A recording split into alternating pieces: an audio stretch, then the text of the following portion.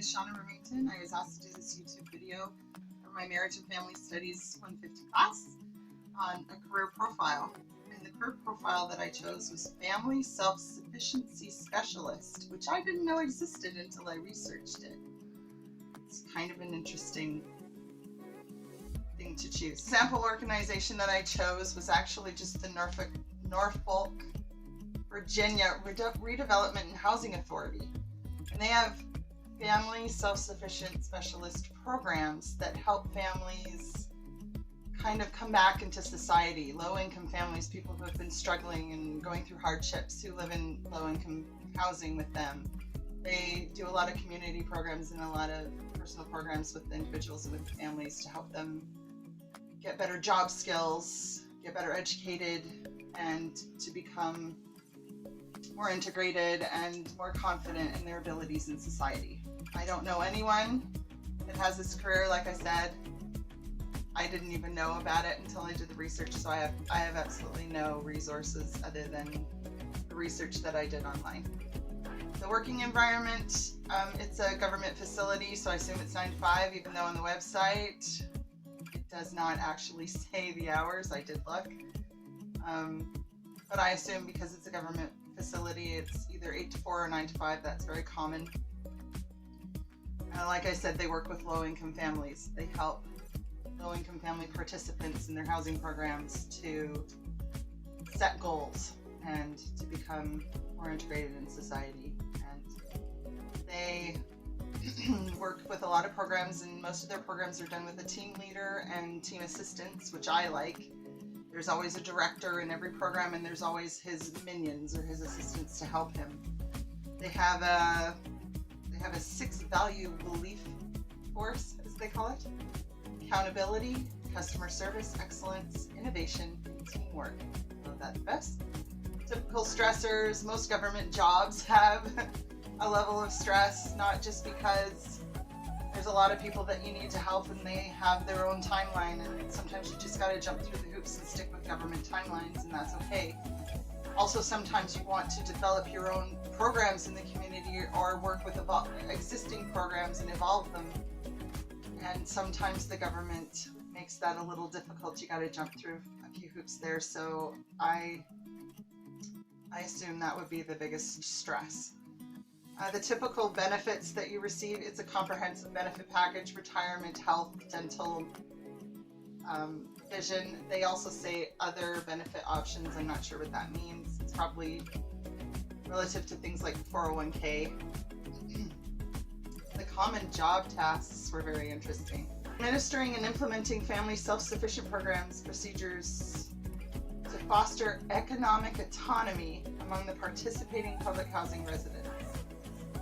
We want to foster these individuals that are struggling and help them become a productive part of society.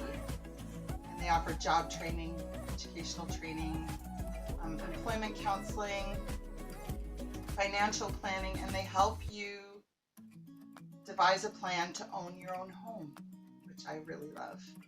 They ask you to assist in all these programs. They also ask you to help with the participants in developing self-sufficiency goals and setting those goals in an action plan, and also giving them a timetable so that they, like SMART goals, so that they stick to what's achievable, and when they get that, they set another goal and they continue on. You also have to be able to work with FSS in the U.S. Department of Housing and Urban Development. You have to be able to prepare and submit reports to the U.S. Housing, and you also have to be able to create programs and implement them in the community, and you have to be able to prepare and submit reports internally for that as well. And they also strongly encourage that you are always preparing to participate in communities, as far as committees, other programs, schools, and other team assignments that you might receive. And they want you to maintain a current and comprehensive knowledge of FSS rules, regulations, programs, and procedures. The educational requirements were very simple, actually. You can have a bachelor's in social work, public administration, or a related field. If you have a bachelor's degree, they only require 1 to 2 years of experience in administrative, secretarial, clerical work, which you can easily come by even doing some of the programs that you're in. You can easily just add those classes to your bachelor's degree and take them and work in them and have those prepared by the time you graduate. So yeah, starting salary is about an average of $30,000 a year, and experienced salaries range from about $46,000, $50,000 a year. It really depends on the state you're in, the country that you're in, and which particular program you're working with. This program, like I said, just the words family self-sufficient really stood out to me, and it really sticks with me that that's something that our church teaches, that we as members of the Church of Jesus Christ of Latter-day Saints encourage and hope to help everyone around us be self-sufficient so that they can own their own home. They don't go into debt. They save money when they want to make big purchases. It's actually cheaper in the long run to save what you might pay monthly for a new car and then buy the car outright than it would be to pay all the interest you would at the end. And you can do the same with the other big purchases and family vacations. It's worth saving. It's worth working hard to save up first and not going into debt. And we also teach home food storage, that we need to be prepared in every case. So we need to make sure that we have enough water and enough food for our families in case of emergency, an enormous flood or a blackout that lasts a week or any such nature. I really admire that there is an actual position in this field that reiterates what the church has been teaching for over 100 years about being self-sufficient and being productive, and how we value education and we value absorbing as much skill as you possibly can. Learn from others. If you see something that you like that other people do, ask them how they did it and work hard to achieve that goal. Any goal is achievable.